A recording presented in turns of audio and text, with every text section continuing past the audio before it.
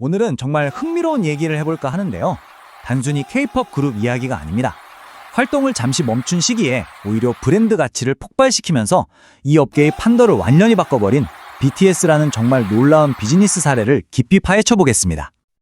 자, 이 숫자부터 한번 보시죠. 3,926만 달러. 이게 우리 돈으로 환산하면요, 무려 520억 원에 달하는 금액이에요. 아니, 이게 대체 무슨 돈이냐고요? 시작하기 전에 K컬처 타임즈 채널 구독, 알람 설정, 좋아요 꼭 부탁드립니다. 여러분 채널 성장을 도와주세요. 자, 그럼 오늘 이야기 시작해 볼까요? 바로 BTS 멤버들이 단 한 번의 패션 위크 시즌 동안 만들어낸 언론 노출 효과, 즉 EMV라는 겁니다. 쉽게 말해서 광고비 한 푼 안 쓰고 순수하게 화제성만으로 이만큼의 홍보 가치를 만들어냈다는 뜻이죠. 근데 진짜 놀라운 건 이 모든 게 BTS가 공식적으로 활동을 쉬고 있을 때 벌어진 일이라는 겁니다. 자, 그럼 이런 질문이 생기죠. 아니, 상식적으로 그룹이 쉬고 있는데 어떻게 브랜딩의 모든 규칙을 새로 쓸 수가 있었을까요? 이게 오늘 우리가 파헤쳐볼 핵심 질문입니다. 정답은 바로 이겁니다. 이건 그냥 운 좋게 광고 몇 개 따낸 게 아니었어요. 처음부터 아주 치밀하게 계획된 어떤 위기에도 흔들리지 않는 강력한 브랜드 제국을 건설하기 위한 거대한 설계도였던 거죠. 자, 그럼 지금부터 이 거대한 그림을 한번 조각조각 뜯어보겠습니다. 7명의 멤버가 각자 어떻게 다른 시장을 공략하면서 이 브랜드 포트폴리오를 완성했는지 그 전략 속으로 들어가 보죠. 이 슬라이드 하나가 모든 걸 말해주는데요. 예전 K-POP 모델은 간단했어요. 그룹 전체가 브랜드 하나랑 계약하는 거죠. 그러니까 영향력이 제한될 수밖에 없었고요. 근데 BTS는요. 완전히 다른 게임을 한 겁니다. 멤버 7명이 각자 다른 시장으로 출격해서 말 그대로 전 세계 시장을 다 장악해버리는 그런 그림을 그린 거죠. 한번 보세요. 지민은 디올, 뷰는 셀리노와 까르띠에, 정국은 케빈 클라인. 와, 라인업만 봐도 대단하죠. 디올의 우아함부터 케빈 클라인의 대중성, 루이비통의 럭셔리함까지 각자 자기한테 딱 맞는 옷을 입은 거예요. 그러면서도 서로의 영역은 절대 겹치지 않게 아주 영리하게 배치했죠. 이거 정말 재밌는 데이터인데요.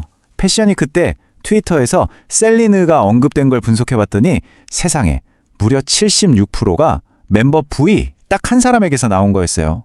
이게 뭘 의미하겠어요? 아티스트 한 명이 거대 럭셔리 브랜드의 전체 소셜미디어를 그냥 집어삼켰다는 얘기입니다. 엄청나죠? 이 파트너십들이 그냥 막 한 게 아니에요. 다 의도가 있었습니다. 정국은 캘빈 클라인으로 미국 대중시장을 확실하게 잡고 뷰는 셀린으로 온라인 화제성을 폭발시켰죠. 제이홉이랑 RM은 단순 모델이 아니라 브랜드의 크리에이티브 파트너가 됐고요. 심지어 군복무 기간까지 계산해서 지민, 진, 슈가는 그 공백기에도 브랜드의 가치를 계속 유지하는 역할을 맡은 겁니다. 모든 게 다 계획된 움직임이었던 거죠. 아니, 그럼 대체 어떻게 이렇게 완벽한 짝을 찾을 수 있었을까요? 그 비결이 궁금하시죠? 다음으로 넘어가서 이 성공적인 매치메이킹 뒤에 숨겨진 비밀 공식을 한번 들여다보겠습니다. 비밀은 바로 이 세 가지 원칙에 있었습니다. 첫째, 정체성 일치. 아티스트가 원래 가지고 있던 이미지와 브랜드가 딱 들어맞아야 한다는 거죠. 둘째, 시장 포지셔닝. 럭셔리 시장을 노릴 건지, 대중시장을 노릴 건지 타겟을 명확히 해야 하고요. 마지막으로 커리어 타이밍. 이게 정말 중요한데 솔로 데뷔나 군 복귀 같은 아티스트의 활동 시점과 정확하게 맞아떨어져야 한다는 겁니다. 이 표를 보시면 전략이 한눈에 들어오죠. 예를 들어 지민과 디올은 글로벌 하이엔드 시장을 타겟으로 해서 브랜드의 격을 높이는 게 목표였고요. 반면에 정국과 캘빈 클라인은 미국 대중시장에서 실질적인 판매량을 끌어올리는 게 목표였어요. 또 V와 K뷰티 브랜드 티르티르의 조합은 아예 K컬처 자체의 영향력을 키우는 더 큰 그림을 본 거죠. 다 목적이 다른 거예요. 자, 여기까지 보면 멤버들이 각자 정말 대단한 성공을 거뒀다는 건 알겠어요. 그런데 진짜 중요한 질문이 남았죠. 이렇게 뿔뿔이 흩어진 개인 활동이 어떻게 그룹 전체의 힘을 더 강하게 만드는 그런 엄청난 시너지로 이어질 수 있었을까요? 핵심은 바로 이겁니다. 보통 아이돌 그룹에서는 개인 활동이 많아지면 그룹이 와해되는 거 아니냐 이런 걱정을 하잖아요. 그런데 BTS는 정반대였습니다. 개인 활동이 그룹의 가치를 깎아먹기는커녕 오히려 폭발적으로 증폭시키는 기폭제가 된 겁니다. 말로만 하는 게 아니라 데이터가 이걸 증명합니다. 보세요. 개인 활동이 시작되고 나서 BTS 그룹 전체의 브랜드 평판 지수가 무려 89.35%나 급등했어요. 각자의 성공이 결국엔 BTS라는 이름값을 더 높인 거죠. 더 와닿는 예를 들어볼까요? 지민이 디올 앰버서더가 됐다고 발표된 지 딱 48시간 만에요. 디올 온라인 매출이 67%나 뛰었어요. 멤버 한 명의 영향력이 이 정도라는 겁니다. 정말 대단하죠. 아니, 이게 어떻게 가능했을까요? 첫째, 7멤버가 7개의 다른 시장을 동시에 공략했기 때문이에요. 둘째, 멤버들이 순차적으로 활동하니까 그룹 공백기에도 BTS라는 이름이 미디어에서 사라질 틈이 없었죠. 그리고 마지막으로 이게 정말 중요한데 한 멤버가 성공하면 다른 멤버에 대한 기대감도 같이 올라가는 거예요. 서로가 서로의 가치를 끌어주는 그런 선순환 구조가 만들어진 거죠.